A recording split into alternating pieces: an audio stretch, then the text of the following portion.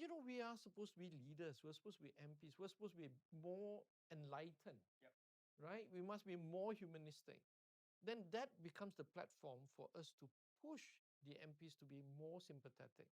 Because you cannot be a developed country if you have this siege mentality.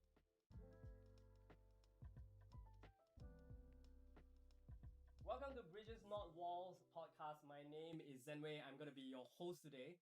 And today we're going to be talking about a topic that's rather heavy and also polarizing, considering the global sentiment about the topic as well. We're going to be talking about deportation, right? And for today's topic, I'm very, very privileged to have people that has worked in this area for a long time and also have been advocates for a lot of different aspects of the matter, right? So on my left today, we have members of parliament from Subang, Wong, Chen, and also we have an executive director of the North to South initiative, Adrian, as well. Both of them has been champions and voices of this particular matter for different aspects for many years.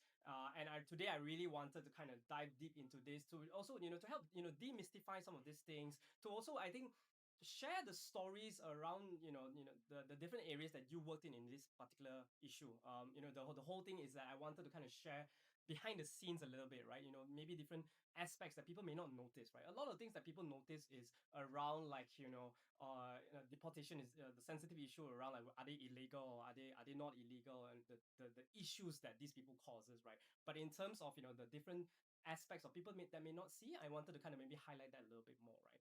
But before we do that, perhaps a quick introduction from the both of you, for those who may not know you. Won't you maybe less? But then, let's start with you, perhaps. Chen. Okay, sure. My name is Wong Chen. I'm the Member of Parliament of Subang, and I have been a Member of Parliament for 3 terms now. This is my 3rd term. It's about 13 years in. I'm the Chairman of the International Relations and International Trade in Parliament Malaysia. So that's a select committee, and we basically look at all matters, including issues regarding refugee, deportation, anything to do with foreign affairs. That's what I do. Yeah, thank you. And Adrian, yourself. Yeah, so my name is Adrian Pereira. I'm the co-founder and executive director of North South Initiative. And my background is basically I got a lot of my social justice formation from my Catholic student movement days. And it's a global movement called Pax Romana. And the reason why we set up North South Initiative is to ensure that the efforts, the networks, and the advocacy from the last uh, days could continue in a more systematic manner. And even though we do work on labor, migration, and refugee rights, we have also helped Malaysian workers quite a lot. Yeah. Yeah. Thanks for that, Adrian. And both of you have actually spoken about this matter on various medias, BFM, Astro Money and things like that. I'm also curious, at least at a personal level, in terms of like why this matter and why this cause, right? Because there's so many issues that we could be discussing and you could be championing for for yourself. What got the attention on this matter for yourself, right? Maybe we can start with Adrian yourself first. So even though migrants, Malaysian workers, and refugees are all governed by different legal frameworks, what we found on the ground is that the issues come together. So it's mixed migration, and of course, with people having families together, and also the whole intersectional frameworks. So it's complex, and it's not something that we could ignore. It comes with the whole package. So, and of course, because there's security issues involved with arrest and detention, we take it a bit more seriously. Mm, got it. What about yourself? Well, personally, I come from a business family, and we have foreign workers, migrant workers with us in the palm oil plantation. So it's personal to me, and also I have a mate from Philippines, so that's also personal to me. But generally, my interest is really largely human rights. I'm also a chair of the Malaysian chapter for ASEAN Parliamentarian for Human Rights. Migrant issue, I look at it from an angle on abuse of power and corruption in the system is extremely not transparent. So we look at it as a challenge as a criminal issue lah, to some extent, corruption, right? And um, and of course, Malaysia is a big recipient of refugees, and our treatment of refugees, I wouldn't say the best. And I work with UNHCR on many issues related to that, and also UNICEF. So it's a mix of personal, and it's a mix of policy, and a mix about issue on corruption. Got it. Yeah. And in terms of this issue, right? I mean, I think we can agree that this is like Adrian mentioned, right? It comes together, and there's just so many factors that intertwine. And one of the things that I like to maybe start with is really maybe just level setting the definition of all these things, right? Because when it comes to deportation, we talk about different terms like refugees, asylum seekers, migrants, illegal aliens, and things like that, right? What does illegal mean, right? And what are some gray areas that people may not really truly understand about this matter, right? Ocha, maybe you want to start with. Okay, well, the definitions are all out there. I mean, generally it's documented or undocumented. Okay, but very broadly speaking, you have two types of a migrant person. One is an economic migrant and one is a political migrant. So political migrant, we call them refugees or asylum seekers. They have to go through a different process. In Malaysia, we don't actually have our own department where we deal with refugees. We rely on UNHCR to do that, and sometimes there's a lot of conflict between Malaysian government and UNHCR. And even you get a UNHCR card, your status is not really protected. It's some sort of recognized by authorities, but there are areas where they do conflict each other. Now, for the economic side, you got migrant workers, which were generally brought in. Vast majority are brought in through legally, and then some overstay, some were abused by their employers, and their passport capped or whatever, so and so forth. So we have two basic broad class of migrant workers. So one is documented, and they number around 2 million, 2 point something million, and then another equivalent number around 2.5 to 3 million undocumented. But after COVID, it's dropped by about a million. So it's still a sizable 4 point something million migrant workers in totality, documented, undocumented. Refugees numbers a bit more fungible lah. So at the moment, I think officially around close to 200,000. That's what we know. But refugees that are now incarcerated somewhere in the kampong or even in the urban centers, right, Adrian? Yeah. We don't know what those numbers are. It could be 100,000, could be 200, could be 300,000. Yeah. So it's a big issue. Right. And in terms of, thank you so much for classifying that very clearly, right? I think it's really important because a lot of times, even in the social media or mainstream, sometimes these words get mixed up, and it's a very problematic thing in my opinion because it just makes it harder for us to really understand the different issues that are involved for each groups, right? And Adrian, in your work, right, why is it problematic if we use all these different words like interchangeably, right? Because that seems to cause a lot of different issues, even in topics outside of this. When you interchange terms, right, we're talking about different stories altogether. So in this particular topic, why is it problematic to kind of interchange all these different terms, right? So one of the root issues that I see is that the management of refugees and asylum seekers in the country, there's no constitutionally derived framework. So everyone is relying on the National Security Council's guidelines and policy, which conveniently labels refugees and asylum seekers as pendatang asing tanpa izin, which, if you look at the closest English translation, is illegal immigrant. And that is problematic because the term illegal implies that the migrant or the refugee has committed a crime, and there's also supposed to be a penalty. And that gray area, which is not defined clearly by the law or any framework, puts migrants and refugees both in very vulnerable situations. So it's also a very indignifying term. Yeah. While by law there are clauses that say, that talk about the way you come into the country is illegal. So that's a technical aspect. But then to put a label of illegality on a human being is very indignified. Yeah. And maybe last point is that, that makes enforcement very complicated, and to a certain degree facilitates in other corrupt practices. Yeah. Right. Yeah. And when I was talking to youth in the previous episodes, you rightfully pointed out like it's as though they committed a crime, but some of them are here when they are so young, and it's not voluntary as well, right? They are escaping from war and things like that. and therefore that term, as you say, not dignified, is definitely something that I can relate to. So what actually happens, right? Coming back to you again, and Wong, I'll come to you in a bit. And what actually happens when they actually get arrested? Even though sometimes we have this UNHCR thing that Chen mentioned was there's just different practices, right? That sometimes they're not fully respected as well. What happens when they get arrested and all? Yeah, so from the cases that North-South Initiative has handled, there's different reasons or excuses why authorities arrest refugees and asylum seekers. So by law, of course, the Immigration Acts allow a non-citizen to be remanded for 2 weeks while investigations are going on, and then another 2 weeks for other criminal-related investigations. So what we are mind-boggled is that we find refugees, asylum seekers who are being arrested for merely working, for celebrating cultural events, just even traveling, walking from their workplace to their homes. And the arrest and detention actually adds on to the financial burden. But we shouldn't blame the workers, right, or the refugees. It's not their request to be arrested and detained.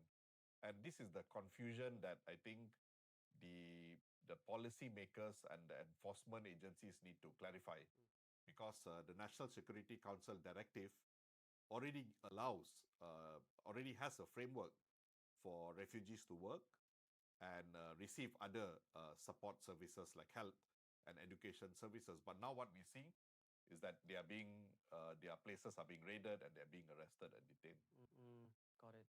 So as a Malaysian citizen, I think it comes to I'm very also curious in terms, you mentioned that you're on the Human Rights Selected Committee and also International Relation Committee as well. I'm curious from that standpoint, what work do those committees do, and how does it actually influence some of this change that could actually maybe positively benefit what we just mentioned just now, right? So what Okay, I do have a few chairmanship. It's quite a lot of work actually at the moment. But the two that relates to this matter is, one is ASEAN Parliamentarian for Human Rights. So we're basically an advocacy group of members of parliament and former members of parliament, 150 across ASEAN. So you have some from Cambodia, from Philippines, Indonesia, Malaysia, Singapore even.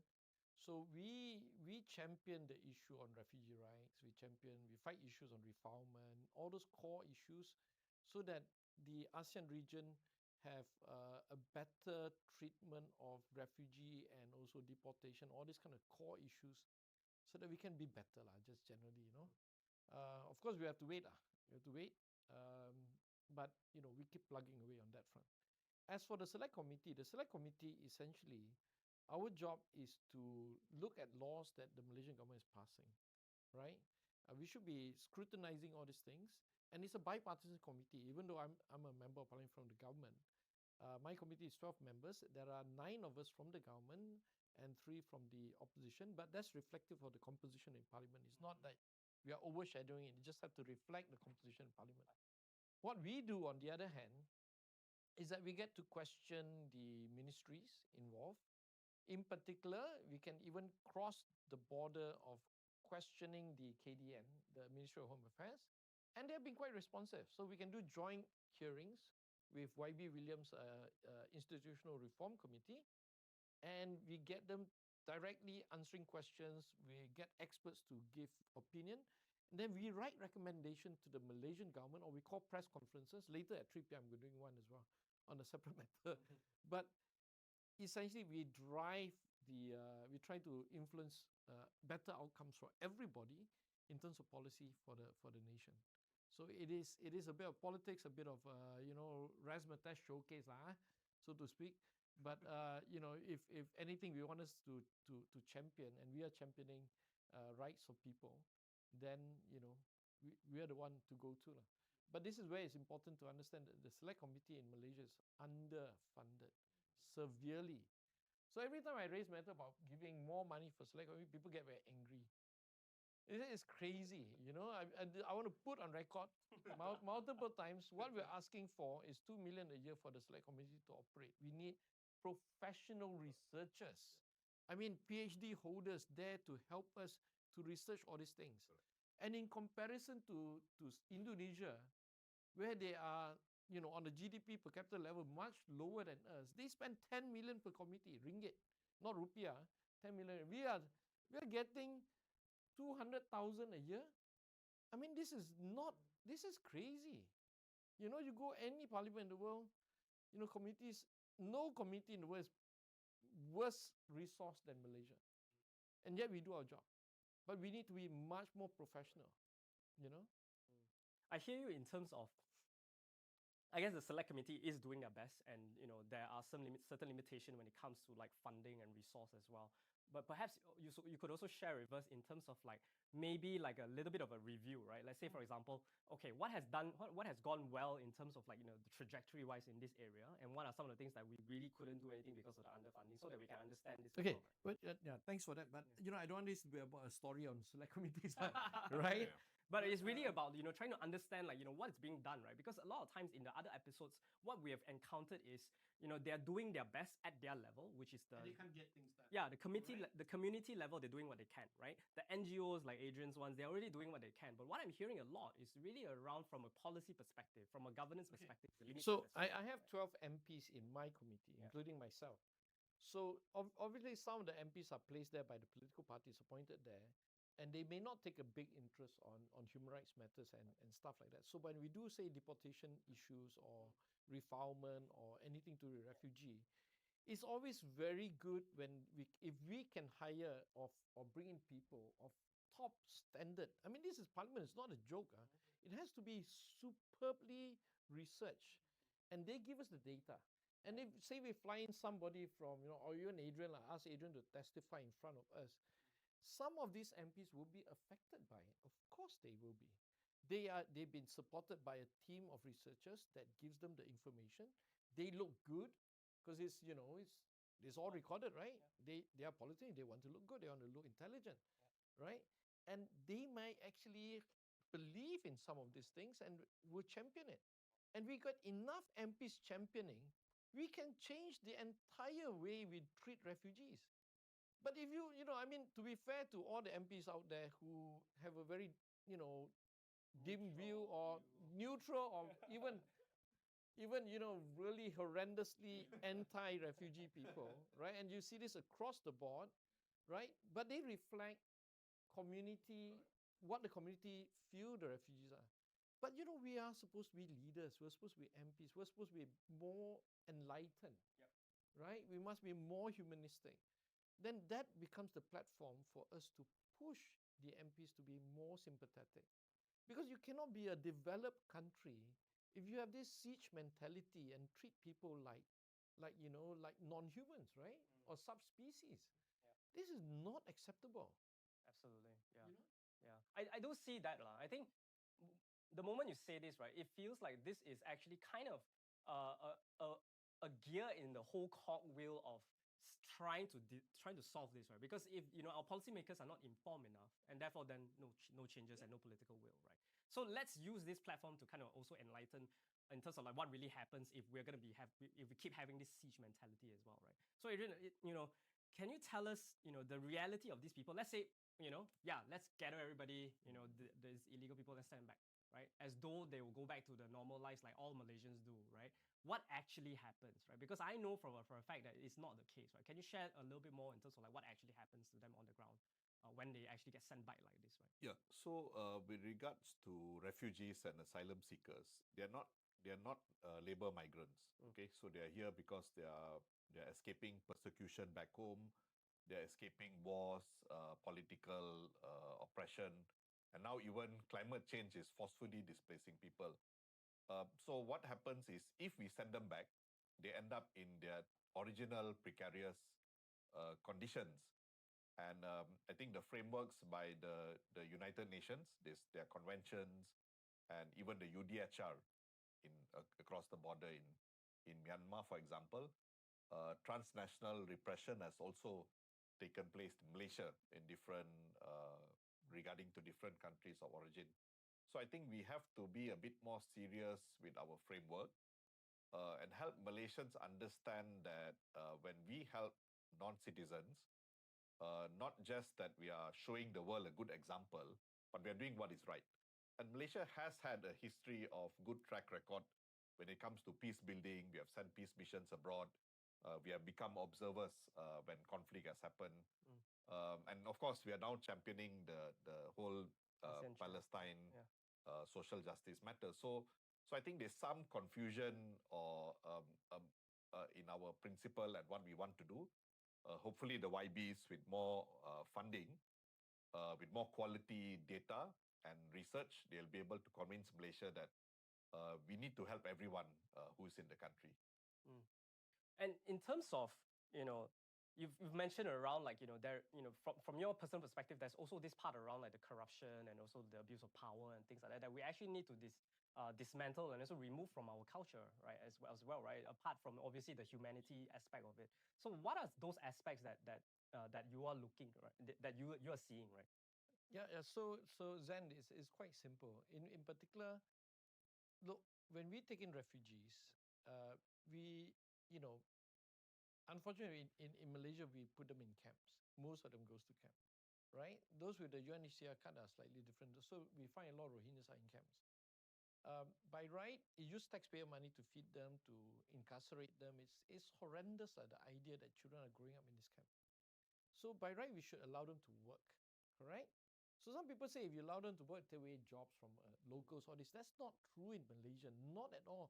Because we have 4 to 5 million migrant workers. The refugees' right to work is essential because you can't put people in camps, So, and we need this labor force. So why don't we allow 200,000 or 150,000, whatever those numbers are, to the right to work? Why? Because we have a thriving migrant workforce labor system lah, industry is the right word. I don't want to use a swear word in this podcast, but they call it industry lah. And that industry is very lucrative. Please lah. If they're telling me it's not lucrative, it is a joke. It is very lucrative. Adrian probably knows how much they make, right? So, but in the most simplest way to explain this to you, if say, Zen, you're a refugee from Myanmar, okay? Adrian is from Bangladesh, okay? He's a migrant worker. You are already here. You've been here, you are in a camp. If I allow you to work, it's so much cheaper than getting Adrian to come from Bangladesh, right? Yeah. Maybe you contribute, for Myanmar, whatever, 1,000 ringgit, 2,000 ringgit for processing, but you work. But how much money can this system make from you? Not much. Yeah. But for Adrian, a person coming from Bangladesh, the employer has to pay 20,000 ringgit, roughly, right? That agent makes 10,000, another 10,000 don't know go where lah. You can imagine where it goes. So by giving you a job, you are denying the industry 20,000. Of course, they don't want to allow you to work, right? But this is the madness of it. That's why I find it so frustrating that we don't allow refugees to work. Refugees have no right to vote, don't right to do many things because you are a refugee, right? But the right to vote helps the government because we don't have to use taxpayer money to support you, gives you freedom from incarceration, gives you dignity of job, and you can look after the children and contribute meaningfully to the Malaysian economy. You are not a lawyer, you're not a doctor, you're not challenging an architect. You're going to do the basic manual work that the migrant workforce is doing. So to me, on the broad economic sense, this makes so much sense. And we want to eliminate corruption. The Madani government, the Prime Minister is fully committed to fight corruption, and this is the one we should start with. Yeah, I think I can only imagine, right? So I'm imagining myself as one of the person that is in a camp. And I'm ready, I'm fully able to actually contribute, and it's a win-win situation. It's so clear, right? And but this is I'm oppressed in this way. So how the energy has to go somewhere, right? Either positive or negative. And why aren't we allowing people to kind of contribute positively, isn't it? Well, there is an answer to where this energy is going. They're producing a lot of children. Yeah, exactly. Right, and that makes the situation even worse. Yeah. And I felt like, are there, then my natural next question is that, are there alternatives to how we should do differently, right? Perhaps the ideal where we I think we all three of us agree is maybe quite far away, and we probably have to take baby steps. What are some models that perhaps we can move towards, or what are some different low hanging fruits, as they say, to be able to kind of move towards that direction, right? Maybe we start with Adrian first, and I come to Yeah. Wong Chen. So, firstly, we should decriminalize migration, whether it's undocumented migrants or asylum seekers and refugees who have not yet received their documents. So, we should start by decriminalizing this whole thing. From the ground, and why I appreciate YB Wong Chen is when we had this conversation over the last 20 years with different MPs, they are saying we cannot talk about it because it makes us look non-patriotic. So we really need to collect the data. We need to help Malaysians understand why you can't run away from this issue. And actually, if you look at Australia, Korea, and even Singapore, there are big numbers of Malaysians working in an irregular manner. But you see, those governments are smart. They don't criminalize. They will say, hey, you're not having a proper visa. Before something bad happens, please return to your home. Contact your embassy. So there's no element of criminalization. Migration, people on the move is not committing crime. That is the mindset we need to work towards with. And if they still want to send people home, there are models of alternative to detention. Don't waste 80 ringgit a day in the name of national security, holding people in all these horrible camps. It's dehumanizing and a waste of taxpayers' money. Send them back to the community. Let the community deal with their safe repatriation home. And I'll tell you a secret. Actually, there are frameworks for that already. It can be done. We have tested it.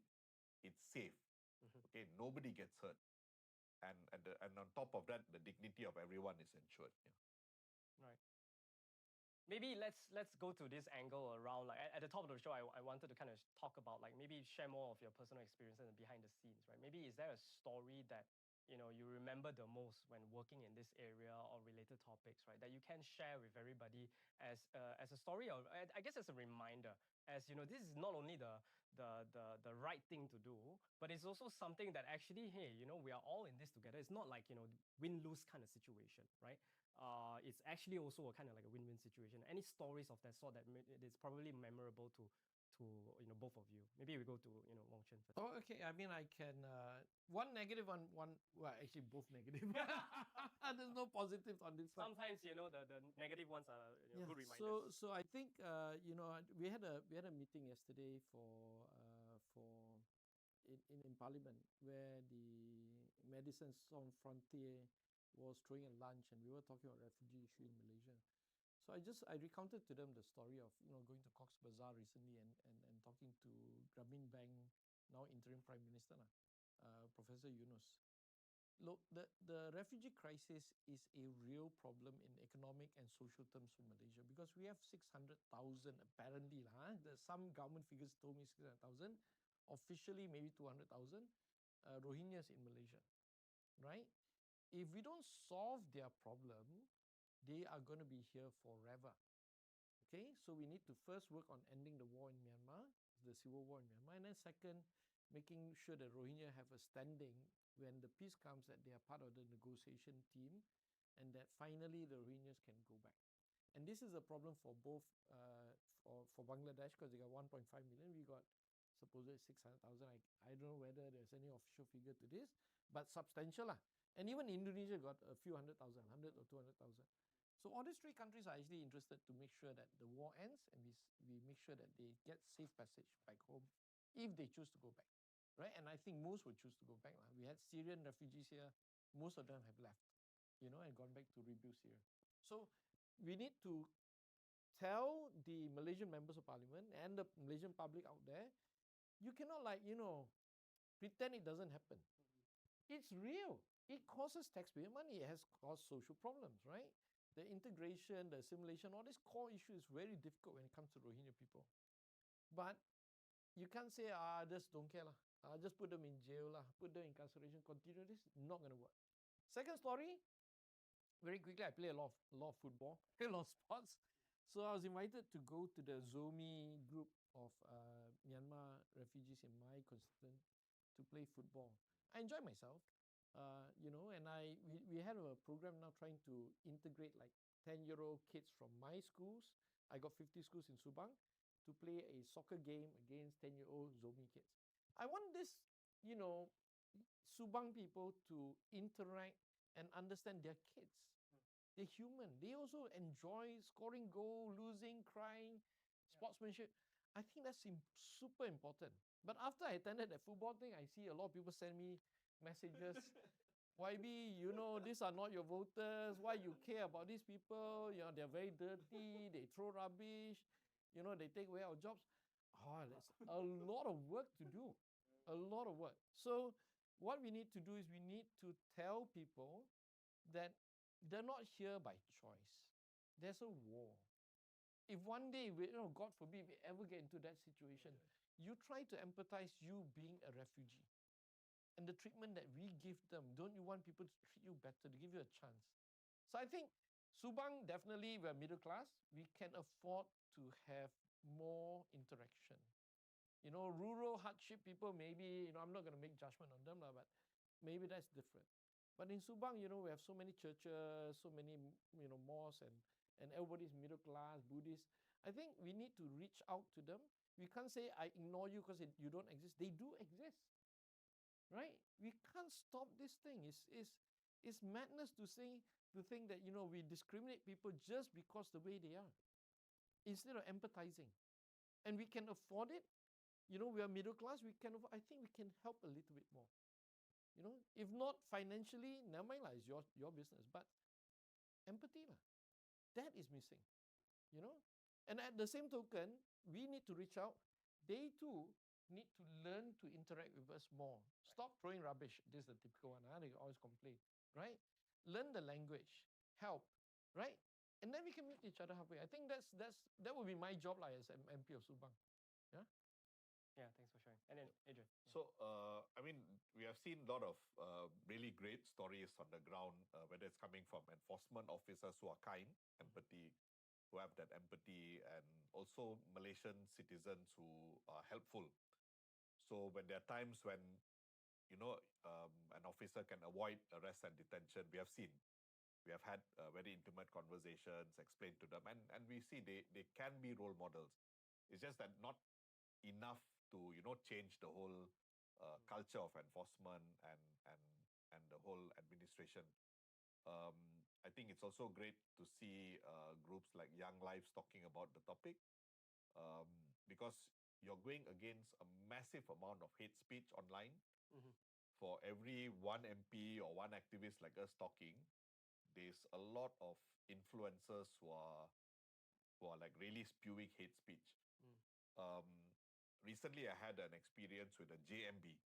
So, before that conflict of, whether it's cleanliness, harassment, erupts, the JMB called us, to mediate. So we had a discussion, and then we brought the community to say, hey, this is the rules. You have to follow, certain things non-negotiable. So things can work out in a beautiful manner, but we need more facilitators. And Wong Chen, is not just the select committees who need money. Yep. We are totally almost not funded to do this thing. Absolutely. And, we have been writing to MOF for the last few years. We need resource to manage conflict, to prevent the need of a bigger amount of money to resolve issues. And maybe my last beautiful story is, you see, Malaysians need to realize that migrants, refugees, Malaysians are all having relationships with each other. Not just at marriage, they're very intimate relationships. And of course, with that come health issues, not just social issues, health issues. And there are many clinics who have been very kind to help sponsor refugees and migrants, who are from the PLHIV background, the LGBT background, to make sure they are safe, to make sure their reproductive health is safe. So if it can be done at a small micro scale, we just need the policymakers to tell Malaysians, hey, let's do this, let's get it done. And it's not necessary that all the time taxpayers' money needs to be forked out. There are global agencies that have been supporting this cause for many years. And sadly, of course, what Trump did to stop the American funding is tragic. But then, we keep reminding MOF that, you have to fill this gap of funding. Otherwise, things like HIV and AIDS could escalate. Yeah, it's already escalating. The numbers are higher, and the reality is both citizens and non-citizens are involved. Yeah. Yeah. I guess maybe like if there's one thing that an average Malaysian could do, uh, what are some of the things that they could do to assist in those matters, right? You talk about funding, you talk about volunteering, you need more facilitators. What are those? So for me at the macro level, of course, we need Malaysians to micro level, need Malaysians to understand the issues a bit deeper. When you see migrants, when you see refugees, be their friend. Be their friend, have a big heart, have some empathy, understand what they're going through. Do your own research, and then help speak to your MPs, connect with your MPs, tell them, this is what we have found, and maybe, your MPs, your adons can facilitate. I remember a few years ago, one of the adons said that, hey, there's a group of migrants celebrating Songkran. And it's on the road, this water festival, they're in their very skimpy clothes and they're spraying water all over the place, the music, and the neighbors were irritated. So then, of course, you learn the conflict resolution skills. It's not, not everything needs the police to come. Yeah. So we said, hey, hold on, let's talk to everyone, diffuse the situation, and let's leave the police out of it. And things like that are simple. It needs a little bit of competency, but can be done. And some courage as well, I think. Of I would imagine myself, stepping into a situation is like it's a little bit nerve-wracking. I mean, Songkran, how dangerous can Songkran be? But I understand. I think it's the people are suspicious. People Yeah. are suspicious. What's going on? Why are you in skimpy clothes at night, dancing with the water? So yeah, it's understandable. Yeah, exactly. Yeah, thank you so much for that. And that's really interesting because I think some of the youth that I've spoken to, they actually didn't actually mention anything regarding like financial or lifestyle wise. They actually talk about what is memorable to them is people spending time with them, giving the empathy, right? And those are the things that cost you time but not money, right? And it's really interesting that you brought up the same point as well. And Wong Chen, to you, right? I think maybe as a final question as well, what are some of the things that us as citizens, we should actually be more aware of? We should also, how can we also contribute to this as well, right? What can we do? Well, Adrian, whatever he said is absolutely correct. I mean, it's really you have to take that step. In Malaysia, I have a lot of students, a lot of interns in my office. And what we try to do is we try to encourage all the races to be there, and interact with each other, right? Because I do understand they have Malay school, Chinese school, Indian school. Sometimes you ask a Malaysian Chinese, like, do you have any Indian friends? Some of them may surprise you and say no, or I don't know any Malay friends, right? Look at that and say, look, you have to reach out. Now, let's not just stick to Iban Kadazan Malay, whatever, right? Just get out and say, I want to make a Myanmar friend. I think that alone will be sufficient to start the arrangement because they live amongst us, right? You have to stop looking at people and think of them as non-humans, and that they're different or whatever. This is so basic. So go out there, set yourself a target. In a year, talk to someone who's not from your race, right? Reach out to one refugee. Just spend a bit of time just acknowledging them and understanding them. Because when we were at that event yesterday for Medicine Sans Frontier, there were a couple of Rohingyas there, and I didn't spend any time talking to them, but they were so happy that we acknowledged them.